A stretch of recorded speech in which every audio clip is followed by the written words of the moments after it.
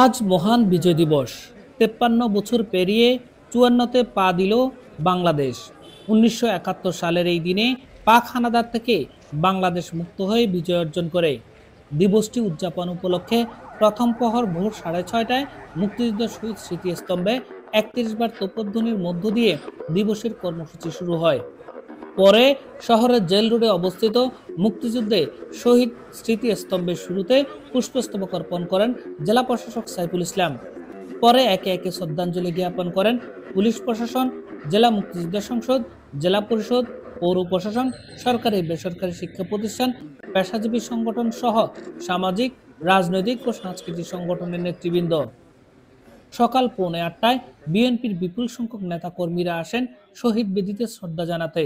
এই সময় বিএনপির চেয়ারপারসনের উপদেষ্টা বীর মুক্তিযোদ্ধা ও সাবেক সংসদ সদস্য জয়নাল আবেদিন বলেন, ৫ আগস্টের গণ অভ্যুত্থানের উদ্দেশ্য হবে গণতন্ত্র, আইনের শাসন এবং মানুষের অধিকার প্রতিষ্ঠা করা। এই গণ অভ্যুত্থানের পরে বাংলাদেশের জনগণের একটি মাত্র উদ্দেশ্য সফল করতে হবে, সেটি হলো গণতন্ত্র, আইনের শাসন, মানুষের অধিকার প্রতিষ্ঠা। এটাই হচ্ছে সবচেয়ে বড় প্রশ্ন।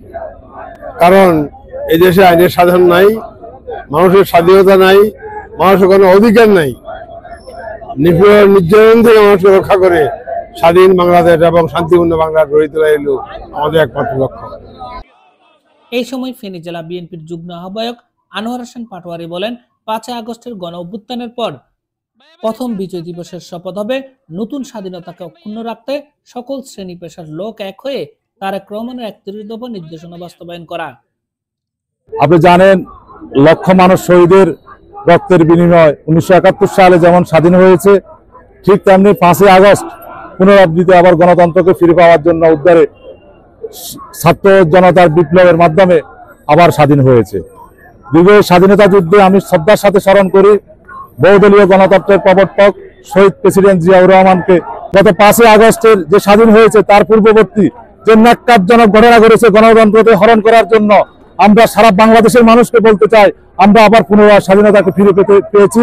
আমরা এই স্বাধীনতাকে অক্ষুণ্ণ রাখতে সকল শ্রেণী পেশার লোক এক হয়ে আমরা আমাদের জাতীয়তাবাদী দলের আমাদের দেশ নায়ক তারেক রহমানের নির্দেশনা ৩১ দফা বাস্তবায়নের জন্য আমরা সকল নেতাকর্মীরা মাঠ পর্যায়ে কাজ করব এবং গ্রাম থেকে প্রত্যন্ত অঞ্চলে আমাদের এই মেসেজ পাঠিয়ে দিব, আমরা এই পুনরুদ্ধারিত গণতন্ত্রকে ফিরে পাওয়ার জন্য সকল আন্দোলন সংগ্রামে আমরা নেতাকর্মীরা রাজপথে থেকে ইনশাআল্লাহ গণতন্ত্রকে সুপ্রতিষ্ঠিত করব।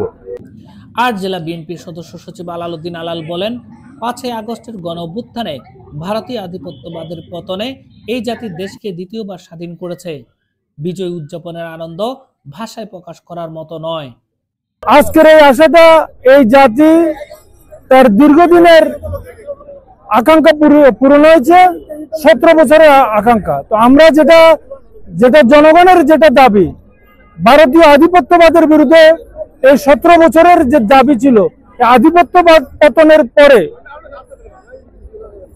জুলাই বিপ্লবের পরবর্তী এই জাতি এই দেশকে পুনর্বার স্বাধীন করেছে ছাত্র জনতা।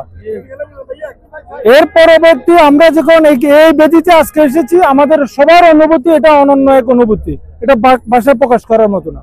এছাড়াও ফেনীর কেন্দ্রীয় শহীদ মিনারে বিজয় মেলা, জেলা শিল্পকলা একাডেমি, শহীদ মুক্তিযোদ্ধা ও মুক্তিযোদ্ধা পরিবারকে সংবর্ধনা সহ নানান অনুষ্ঠানমালার আয়োজন করেছে জেলা প্রশাসন। নিউজ ডেস্ক, জনতার কণ্ঠ।